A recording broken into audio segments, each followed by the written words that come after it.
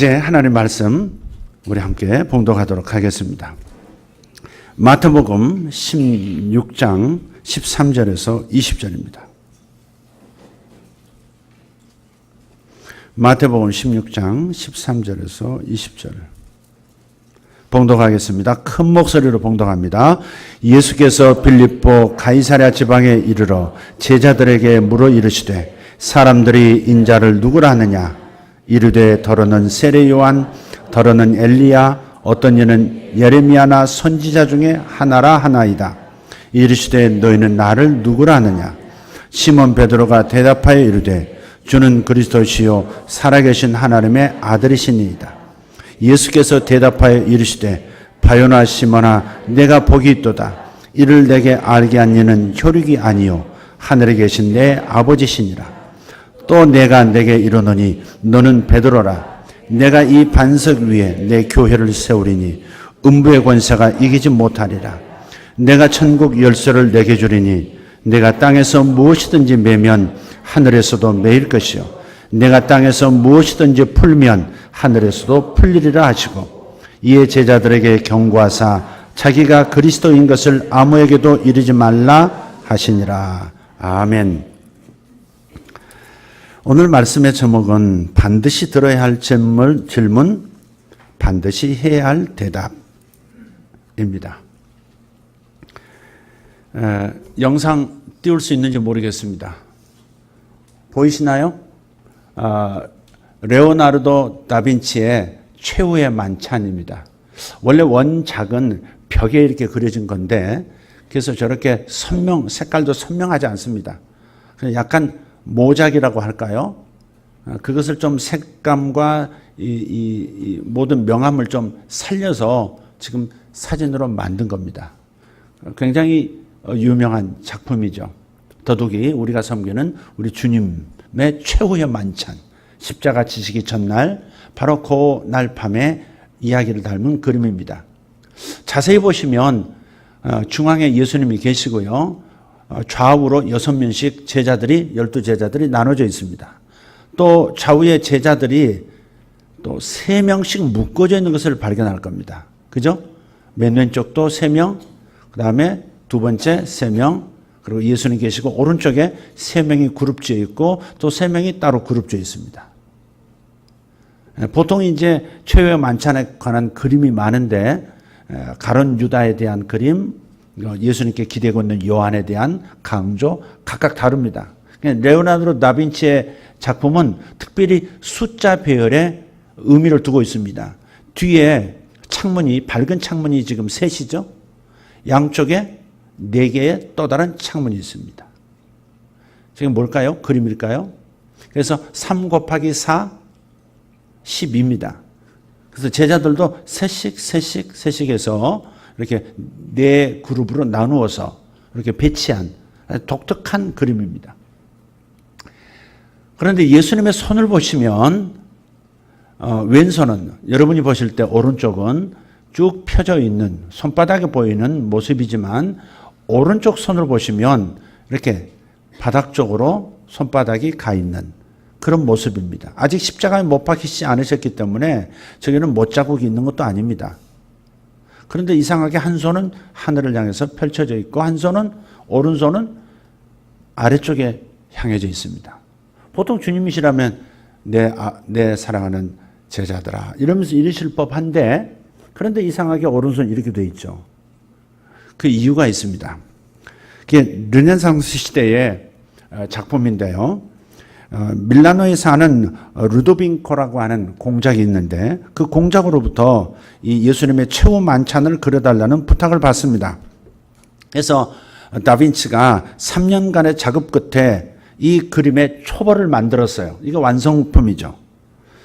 그리고 그 초벌을 자기 친구에게 보여주면서 소감을 물었습니다. 그런데 그 친구가 뭐라고 말을 하냐면 예수님의 오른손에 있는 잔을 가리키면서 말을 합니다. 이 잔이 너무 인상적이고 아름다워서 눈을 뗄 수가 없네. 마치 살아있는 것 같아. 그때 다빈치가 갑자기 붓을 들어서 그 컵을 쥐어버렸다고 합니다. 원래는 컵을 든 손입니다. 그래서 약간 아래쪽 이러면서도 이렇게 구부러져 있는 까닭이 그래서 그렇습니다.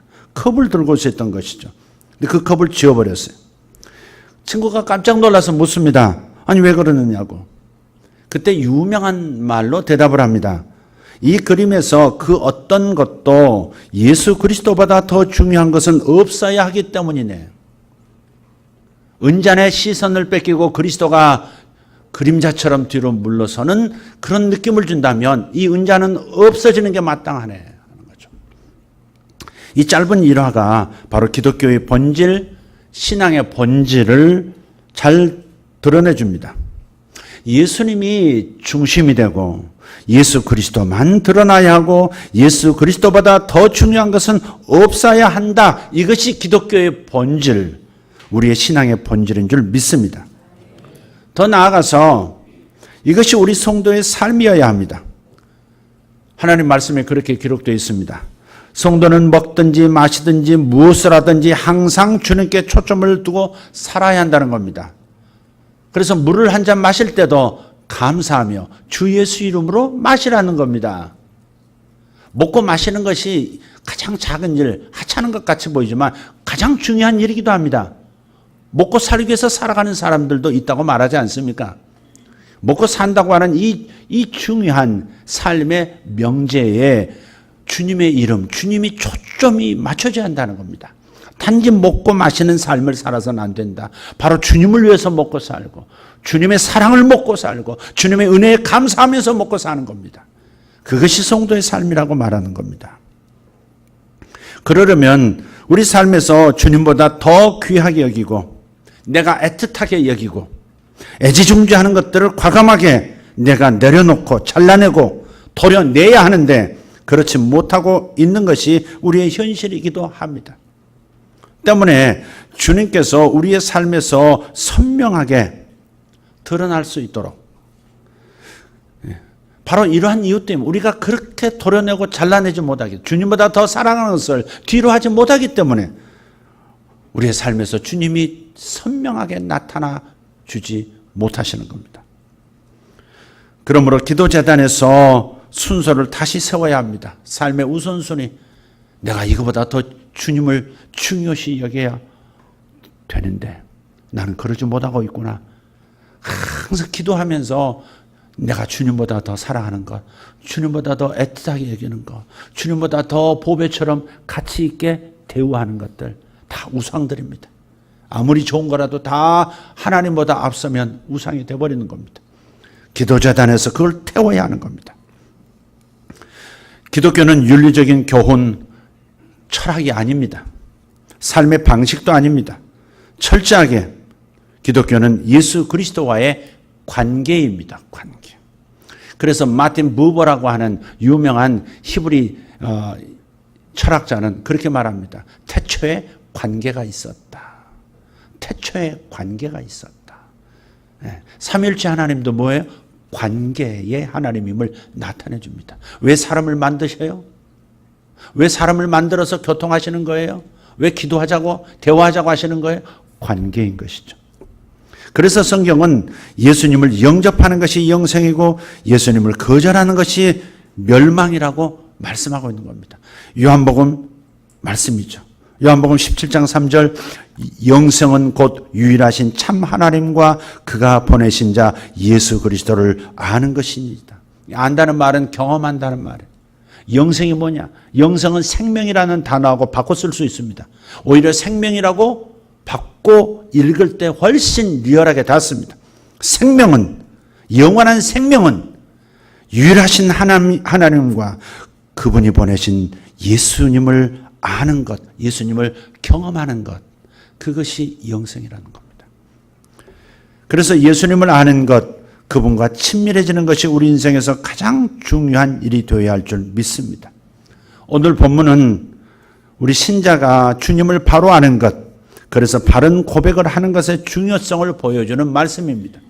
1년에 적어도 두세 번은 이 본문을 가지고 저는 설교를 의도적으로 하고 있습니다. 매우 중요하기 때문에 그렇습니다. 주님을 아는 것과 그것도 바르게 아는 것, 그리고 바르게 고백하는 것이 너무너무 중요한 거예요. 흔히 본문을 그렇게 말합니다. 제자들의 대표인 베드로의 신앙 고백이라고 하는 별칭을 붙여주고 있습니다. 예수님은 자신에 대한 제자들의 마음의 고백을 듣고 싶어 하셨던 것이죠. 부부간의 마음을 다 알면서도 말로나 행동으로 좀 표현해 주기를 바라는 것처럼 주님께서도 마찬가지라고 믿습니다. 사람의 마음을 다 아시는 주님께서 당신이 가르치시고 3년 데리고 다니셨던 제자들의 마음을 모를 리가 없습니다. 그럼에도 불구하고 주님께서는 제자들이 그 마음에 있는 바를 말로 표현해 주기를 바라셨던 것입니다. 우리가 주님을 향한 우리의 마음을 항상 말과 행동으로 표현해야 할 이유가 바로 여기 있습니다. 주님이 원하신다는 겁니다. 주님이 듣고 싶다는 겁니다. 주님이 느끼고 싶다는 거예요. 너의 그 사랑스러운 목소리로 나에 대해서 네가 말하는 말을 좀 듣고 싶다는, 고백을 듣고 싶다는 겁니다. 그래서 물으시는 거예요. 예수님은 먼저 당신 자신에 대한 주변 사람들의 인식과 평가를 묻습니다. 13절에 나오죠. 사람들이 나를 누구라 하느냐. 사람들이 인자를 누구라 하느냐. 그러자 제자들은 자신들이 주변에 다니면서 들었던 것을 대답합니다. 14절입니다. 어떤 사람들은 세례 요한이라고 하고 어떤 사람들은 주님을 엘리야라고도 하고 어떤 사람들은 예레미야라고도 하고 어떤 사람들은 선지자 중에 하나라고 하더이다. 이것은 당시 사람들이 주님에 대해서 가지고 있었던 생각입니다. 아마 그들도 주님께서 평범한 분은 아니라고 생각했던 것 같습니다. 여기에 언급된 세례 요한, 엘리야, 예레미야 이런 분들 보면 우리나라로 말하면 세종대왕, 이순신 장군, 미국으로 말하면 링컨 대통령, 워싱턴 대통령 이런 사람들 언급하잖아요. 그런 것처럼 그들에게 큰 존경과 사랑을 받고 있는 인물이기 때문에 그렇습니다. 특히 선지자 중에 하나라고 하는 것은 모세와 같은 선지자를 말합니다. 아무튼 당시 사람들의 주님에 대한 생각이 아주 다양했다는 것이고요. 또 주님을 아주 뛰어난 분, 뛰어난 선지자로 여겼다는 것으로 요약할 수 있겠습니다. 지금도 마찬가지입니다. 주님에 대한 사람들의 인식과 평가는 가지각색입니다. 그렇지만 주변인들의 그 인식은 주님의 기대에 치에는 미치지 못합니다. 그 이유는 하나님께서 우리를 저주와 사망에 이르게 한 그 죄로부터 우리를 구원하기 위해서, 그 흑암의 세력 사탄 마귀로부터 우리를 구원하시기 위해서, 영원한 멸망으로부터 우리를 하나님의 나라로 옮겨 놓으시기 위해서 바로 주님을 보내신 분이라는 사실을 바로 이해하지 못했기 때문에 그렇습니다. 다시 말씀드리지만 관계에서 중요한 것은 고백입니다. 그러잖아요. 나는 너를 사랑하고 있어. 나는 너를 사랑하고 있어. 그러면 관계가 그렇게 규정이 되는 거예요. 그런 수준으로 맺어지는 거예요. 사랑의 관계죠. 더 나아가서 나하고 결혼해줘. 이렇게 고백하는 거. 나하고 결혼해줘. 난 너하고 결혼하고 싶어. 이게 고백에 따라서 관계의 질과 수준이 달라지는 겁니다. 고백에 따라서 관계가 형성된다는 말입니다. 예를 들어 보겠습니다. 10살짜리 딸을 둔 엄마가 재혼을 했어요. 이럴 경우 어떤 시점에서 새아빠가 이 아이의 진짜 아빠가 될까? 물론 법적으로는 엄마가 재혼한 순간 이 아이의 아빠가 될 겁니다. 하지만 이 아이가 아빠에게 아빠라고 부르면서 자신의 아버지라는 것을 고백하는 순간 그때부터가 진짜 아빠가 되는 거 아니겠습니까? 20년, 30년을 이 아이와 함께 살아도 아빠라고 아버지라고 고백하지 않는 한 엄마에게 남편일지는 몰라도 아이에게는 아빠가 될 수 없습니다. 그래서 고백이 중요한 겁니다. 그래서 고백이 중요한 겁니다. 그리고 고백도 중요하지만 고백의 내용도 중요한 것입니다. 고백의 내용이 관계성을 부여하기 때문에 그렇습니다. 만약 이 아이가 고백을 했는데 아빠라고 고백한 게 아니라 아저씨 혹은 삼촌 이렇게 했다면 어떻게 될까? 이 아이와 새아빠의 관계는 부모 자식 관계가 아니라 그냥 가까운 이웃, 그냥 친척 관계가 되는 겁니다. 주님과 우리의 관계도 마찬가지입니다. 오늘 본문에서는 주님께서 제자들에게 이런 관계를 확인하신 말씀입니다. 이렇게 주변 사람들의 생각을 들으신 주님께서는 이제 제자들의 생각을 물으셨습니다. 제 얼굴 안 띄워줍니까? 이러면 관계 곤란해집니다. 우리 부교육자들.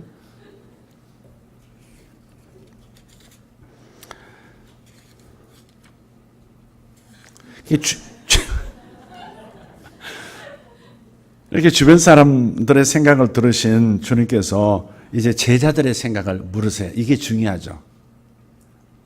제자들의 생각이 중요해요. 이게 제자들의 생각만이 아니고 저와 여러분 한 사람 한 사람 그리고 더 나아가서 인류 한 사람 한 사람을 향한 심각한 인생의 도전이 되는 반드시 들어야 할 질문입니다. 자, 15절에 있습니다. 너희는 나를 누구라고 하느냐? 너는 나를 누구라고 하느냐? 지금 이 고백이 중요해요. 그리고 그 나의 주님에 대한 고백의 내용이 중요합니다. 성경 독자인 우리에게는 이미 알고 있는 그런 질문이지만 그때 당시 처음 들었던 그때 당시 제자들에게는 새삼스럽고 무척 당황스러운 질문이었을 겁니다. 너희는 나를 누구라 하느냐? 이 말은 이런 뜻이죠. 내가 너희에게는 어떤 존재냐? 나는 너에게 무엇이냐? 그렇게 묻는 거죠. 주님에 대한 제자들의 고백을 주님은 요구하세요. 그래서 반드시 해야 할 대답, 반드시 해야 할 고백입니다. 예수 믿겠다고 신앙생활 하겠다고 함께 걸어가는 사람이라면 1대1로 주님 앞에 반드시 대답을, 분명한 대답을 할 수 있어야 할, 분명한 고백이 있어야 할 대목입니다. 내가 너희에게는 무엇이냐? 내가 너희에게는 어떤 존재냐? 저는 어린 시절 3대째 다니던 하나님의 교회를 떠났습니다.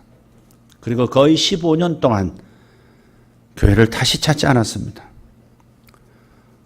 주님은 나에게 그저 기독교인들이 추대해서 추종하는 영적 지도자였을 뿐 그 이상도 그 이하도 아니었습니다. 나에게는 전혀 중요하지도 않은, 필요하지도 않은 대상이 바로 예수님이었습니다. 그리고 나서 18세, 19세 때 이 젊은 영혼이 드디어 제대로 주님을 알아보고 주님을 고백하는 시점이 있었습니다. 역시 제자들에게도 참으로 엄숙한 순간이었을 겁니다. 잠시 동안이지만 제자들 사이에 무거운 침묵이 흘렀습니다. 그때 그 침묵을 깨고 제자들을 대표해서 베드로가 진지하게 대답합니다. 16절, 주는 그리스도시요 살아계신 하나님의 아들이십니다. 당신은 그리스도, 메시아, 나의 구원자, 그리고 나의 하나님의 아들이십니다. 그렇게 고백하는 거예요. 이 한마디 대답이 정말 하자 많던 인생 베드로를 제자들의 대표, 제자들 중에 수제자가 되게 했습니다. 여기서처럼 주님께서 기뻐하시는 모습을 성경에서 찾을 수가 없습니다. 저는 최근에 주님께서 감동 먹으신 대목이 어딘가 막 찾아봤어요. 특히 우리 주님께서 와, 감동이다, 얘들아. 그러면서 막 가지고 있던 걸 막 풀어내시는 그 장면들을 찾아봤는데 여기가 가장 주님을 감격스럽게 한 대목이더라고요. 예, 그래서 주님께서 너무너무 기뻐하시면서 기가 막힌 복을 베드로에게 선언하십니다. 그게 17절부터 19절입니다. 예수께서 대답하여 이르시되 바요나 시몬아 내가 복이 있도다. 이를 너에게 알게 하니는 사람이 아니요 혈육이 아니요 하늘에 계신 내 아버지시니라. 또 내가 내게 이르노니 너는 베드로라. 내가 이 반석 위에 내 교회를 세우리니 음부의 권세가 결코 이기지 못하게 될 것이다. 내가 천국 열쇠를 내게 주노니 내가 땅에서 매면 하늘에서도 매일 것이고 내가 땅에서 풀어버리면 하늘에서도 풀어주리라. 할렐루야. 물론 이 선언은 단지 베드로에게만 주신 것이 아니라 베드로처럼 고백하는 모든 사람에게 주시는 것입니다. 올바른 신앙 고백이 얼마나 주님께 기쁨이 되는지 그리고 우리에게 얼마나 큰 복이 되는지를 잘 보여주고 있습니다. 이 고백의 내용은 크게 두 가지죠. 첫째는 왕과 제사장과 선지자의 삼중직을 가진 구약 성경에 약속된 메시아가 곧 주님이시라는 고백입니다. 구약 시대에는 세 사람에게는 세 존재에게는 기름을 부어서 따로 구별하여 세웠습니다. 첫째는 왕, 두 번째 제사장, 세 번째 선지자. 그냥 임명하지 않았습니다. 그냥 추대하지 않습니다. 반드시 대중 앞에서 기름을 붓고 성령의 임재를 뜻하는 기름을 붓고 세운 세 직분, 왕, 선지자, 제사장입니다. 그런데 우리 주님께서는 왕, 선지자, 제사장 직분을 한 몸에 동시에 가지신 분이라는 겁니다. 그렇게 세 존재, 세 직분으로 기름 부음 받으신 분이라는 고백이에요. 두 번째는 아버지 하나님과 동일한 분이시라는 거예요. 동등하신 분이라는 거예요. 하나님은 삼위일체세요. 참 신비죠. 한 분이면서 세 존재로 나타나시는, 세 분이면서도 한 분이라고 고백할 수밖에 없는, 인간으로서는 도저히 이해할 수 없습니다. 그 전에 설명을 한번 드린 적이 있습니다. 우주 안에는 천문학자들, 물리학자들이 연구한 바에 의하면 웜홀이라는 게 있습니다. 직선으로 빛으로 갈 수 있는 우리 은하계, 은하수라 그러죠. 우리 태양계가 속해 있는 별들의 집단, 그게 은하수입니다. 은하계, 우리 은하계, 은하수예요. 그런데 이 은하계와 이 은하계 크기가 얼마나 크냐면 태양이, 제가 볼펜으로 점을 하나 이게 탁 찍었다 합시다. 실제 볼펜 점 크기 많았다고 축소시켜서 생각해 보세요. 이 점 하나가 태양입니다. 그럼 이 태양에 속한 이 우리 은하수가, 은하계가 얼마나 크냐면 미국 대륙 전체만 합니다. 2천억 개 이상의 별들이 여기 모여 있는 겁니다. 그런데 요 은하계에서, 우리 은하계에서 떨어져 있는 다른 은하계까지, 은하계 가장자리까지 도달하는데 가장 가까운 은하계가 빛의 속도로 200만 년을 가야 합니다. 200만 광년이 떨어져 있습니다.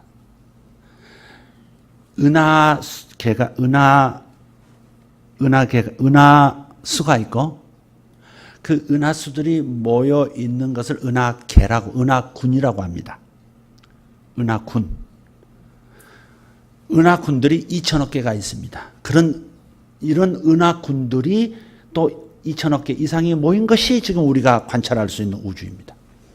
얼마나 상상할 수 없죠. 저는 가끔 하나님을 경배하고 하나님의 위대하심을 찬미할 때 은하계 안으로 상상하며 들어가서 찬송할 때가 많습니다.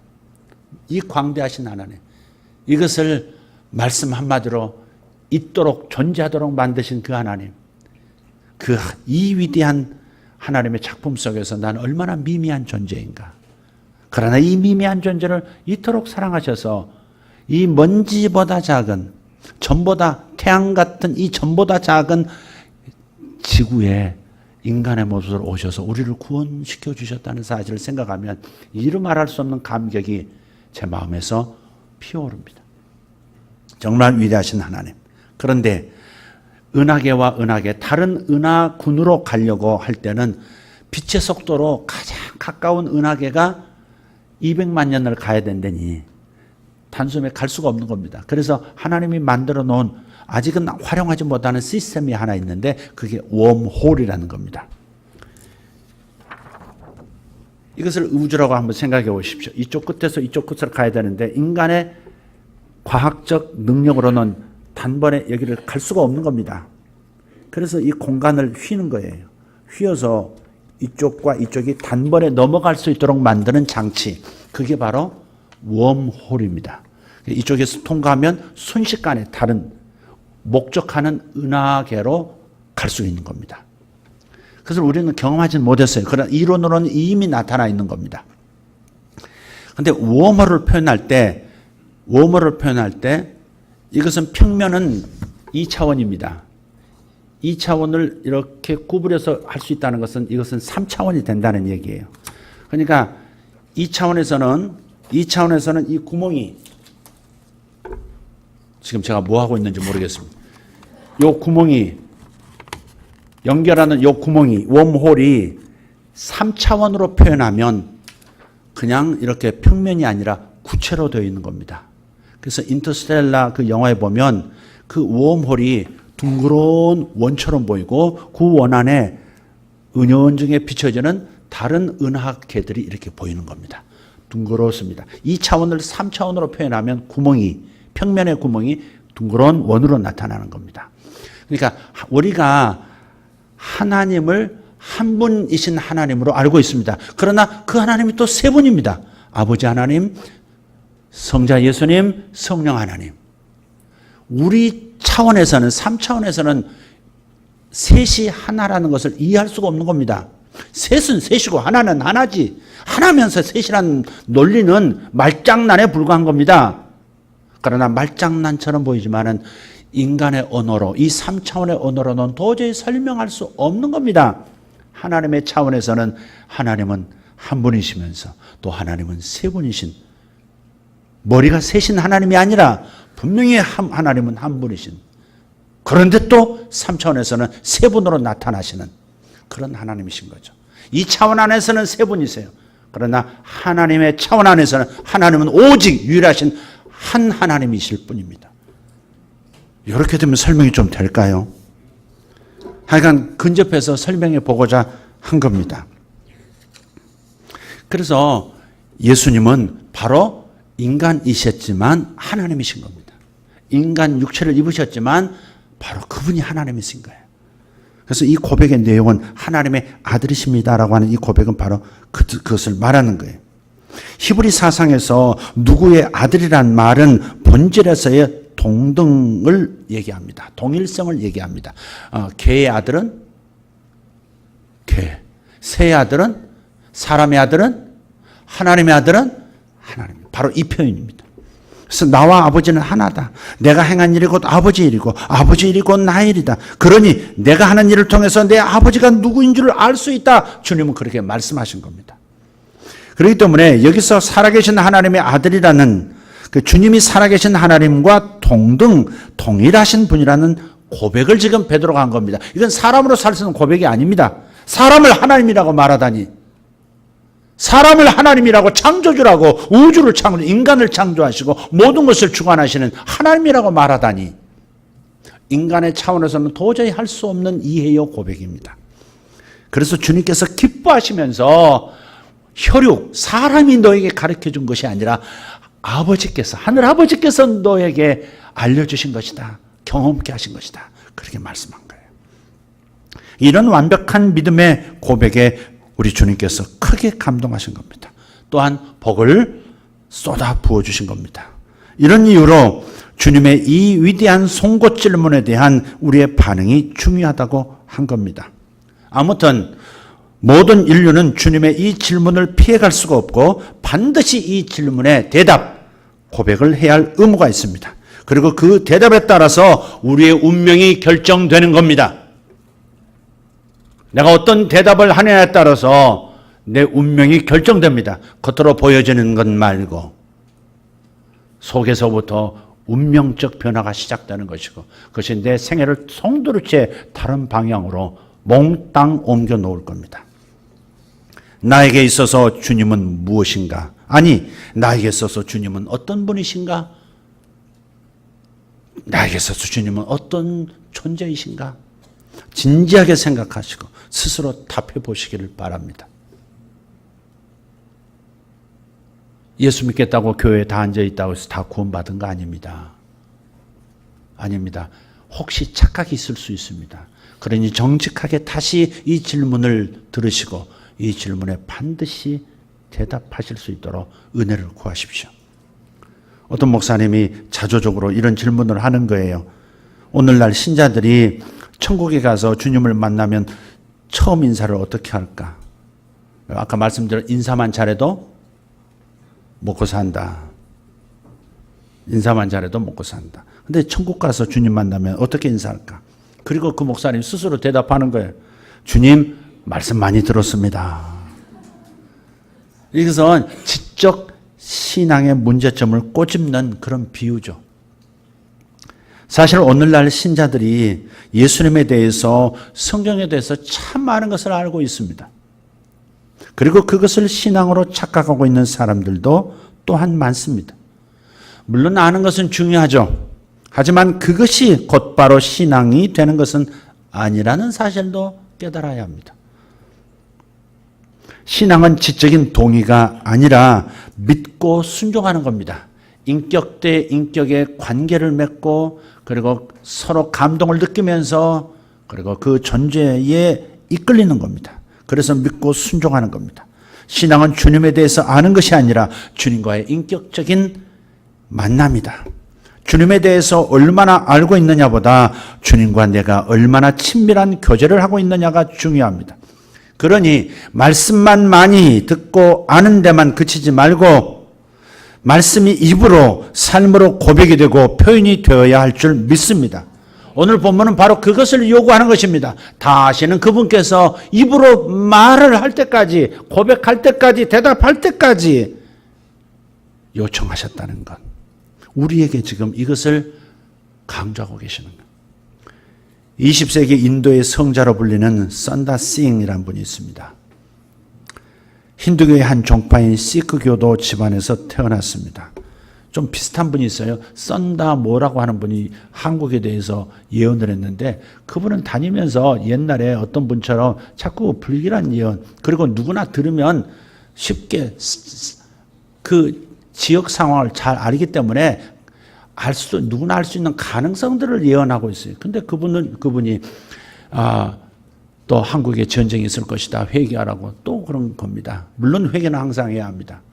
전쟁이 반드시 일어날 것처럼 그렇게 얘기하는데 미혹되지 말기를 바랍니다.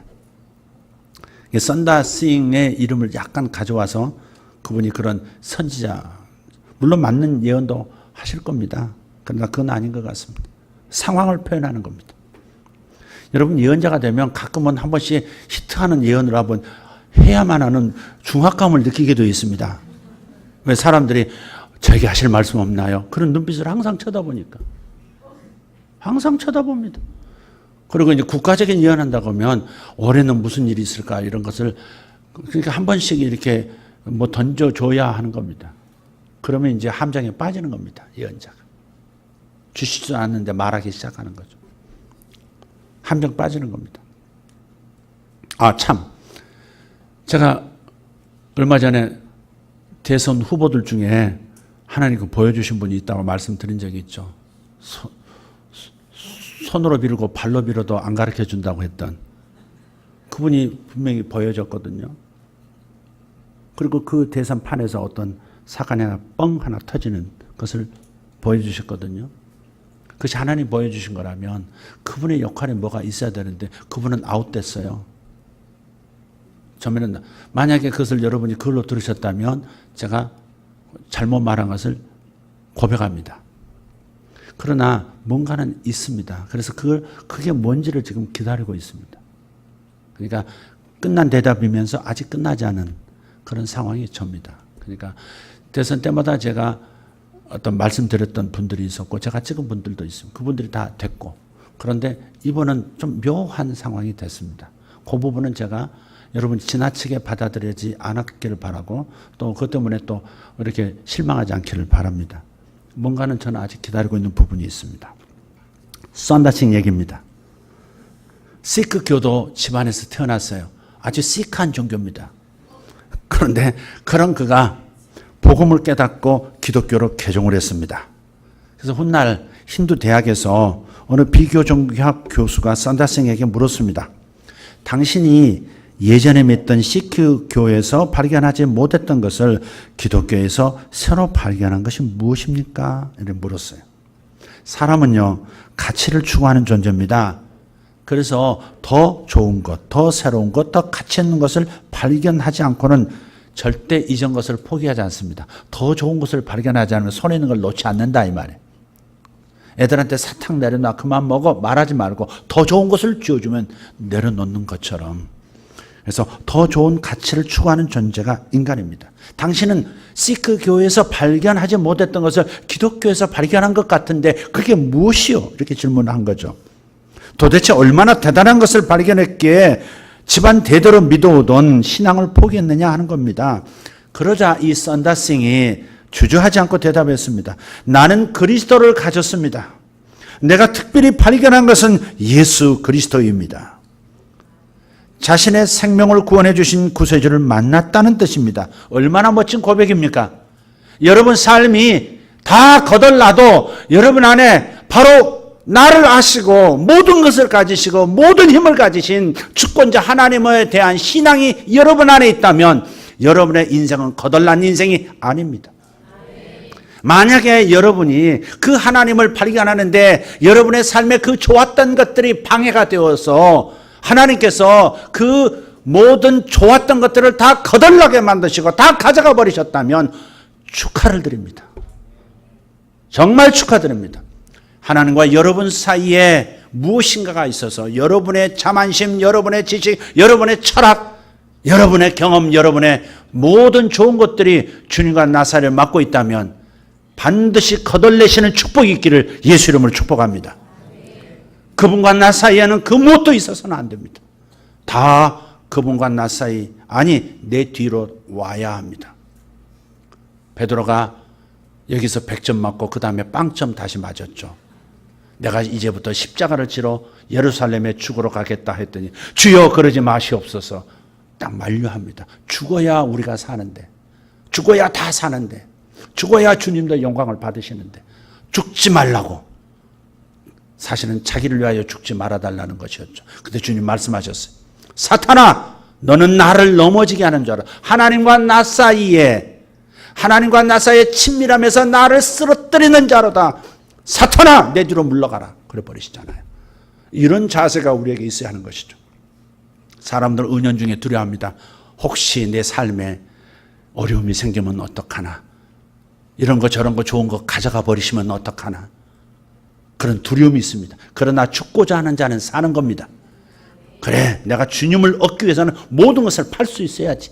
세상에서 하나뿐인 가장 중요한 진주, 이 복음, 하나님과 나 사이의 관계, 내가 너를 안다고 말씀해 주시는 하나님의 그 말씀 한마디, 그것을 얻기 위한 것이라면 내가 귀중하게 여겼던 모든 것을 다 쓰레기처럼 버려버릴 수 있어야 하지. 이런 것이 있는 사람은 잃지 않습니다. 죽고자 하는 자는 살고, 살고자 하는 자는 죽는 겁니다. 내려놓는 자는 얻을 것이고 붙들려고 애쓰는 자는, 그러면서 두려워하는 자는 결국은 다 잃게 됩니다. 주님보다 그것을 더 애틋하게 사랑하고 있기 때문에. 그래서 주님 앞에 다 내려놓는 시간들을 자주자주 가지셔야 합니다. 하나님께서는 100세에 얻은 아들 이삭을 아브라함에게 바치라고 했습니다. 제물로 바치라고, 자식을 바치라고. 아브라함은 죽고자 하더니 자식을 다시 살려냄을 받았습니다. 죽고자 하는 자는 사는 겁니다. 아멘입니까? 주님은 우리의 마음을 보고자 하시는 것입니다. 내가 너에게 어떤 존재냐? 내가 너에게 얼마나 중요한 존재냐? 조그만 일에도 시험 들고 나가 떨어져 버리는 유치한 신앙생활이 얼마나 안타까우신지, 이런 따위는 다 치워버리시고 주님과 나 사이는 어떤 것도 가로막을 수 없다고 하는, 주님과 나 사이는 그 어떤 것도 놔둘 수 없다고 하는 이 죽음을 불사하는 신앙인들, 그런 사람들을 통해서 주님은 위대한 일을 이루실 겁니다. 여러분은 신앙생활 하시면서 발견한 것이 무엇입니까? 정말 예수 그리스도를 발견하셨습니까? 예수 그리스도를 가지셨습니까? 예수 그리스도가 여러분의 삶의 중심이십니까? 성도라면 내가 너에게 무엇이냐? 나는 너에게 어떤 존재냐? 라고 하는 주님의 질문과 그 질문에 대해서 내가 어떻게 대답할 것인가? 여러분, 이것을 분명하게 하는 그 중요한 터닝 포인트에 반드시 그 터닝 포인트를 통과해야 합니다. 여러분에게 그 질문이 다시 한번 있어지기를 축복합니다. 기도하겠습니다.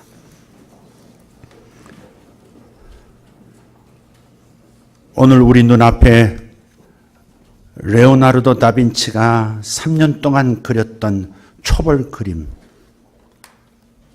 다른 사람이 예수 그리스도바라는 그 손에 있는 은잔이 너무 아름다워 눈을 뗄 수 없다고 하는 순간 붓을 들어 쥐어버렸던 그 모습을 지금 봅니다. 주님, 우리 성도 한 사람 한 사람이 오늘 자기 인생 앞에 서서, 자신의 마음 앞에 서서 레오나르도 다빈치가 되게 해 주십시오. 그리고 붓을 들어 과감히 은잔을 쥐어버리고 오직 예수만 보이게 하는 결단을 내리게 해 주십시오. 예수님의 이름으로 기도하옵나이다. 아멘.